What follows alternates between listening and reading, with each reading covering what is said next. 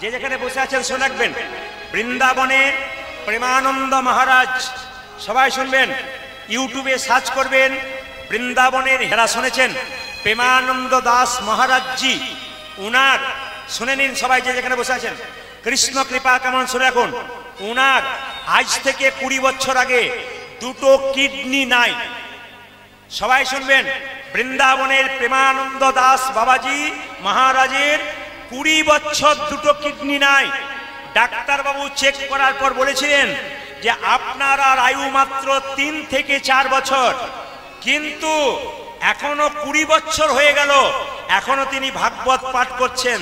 ভোর 4টের সময় যখন মন্দিরে যান, সিনেমার নায়ক নায়িকারা, কত বড় বড় খেলোয়াড়রা, তারা রাত্রি জেগে দাঁড়িয়ে থাকে মহারাজজির চরণে প্রণাম দেবেন বলে, আর মহারাজকে দর্শন করবেন বলে। হেরে গেছে ডাক্তার, হেরে গেছে চিকিৎসা বিজ্ঞান, হেরে গেছে সবাই। এটা কি করে সম্ভব?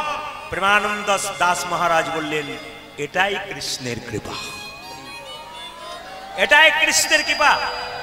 যা আপনি আশা করেন না তাই হয়। এগুলো জীবন্ত উদাহরণ। ইউটিউবে সার্চ করবেন আপনারা, প্রেমানন্দ দাস মহারাজ, দেখবেন এরকম দাড়ি আছে, তিলক আছে, এরকম মোটা সোটা চেহারা, এত সুন্দর কথা বলে, ভক্তির কথা শুনবেন, জীবন ধন্য হয়ে যাবে। যদি শুনতে না পারেন, ওনাকে দেখার পর দূর থেকে প্রণাম করবেন, স্বয়ং ভগবান ওনার সঙ্গে সঙ্গে আছেন। কৃষ্ণ যদি কারো সঙ্গে থাকে বাবা, কৃষ্ণ যদি কৃপা করে কোনো ভাগ্যবানে, গুরু অন্তর্যামী রূপে শেখায় আপনি। ভয় নেই জীবনে, ভয় করবেন কাকে? একমাত্র কৃষ্ণকে।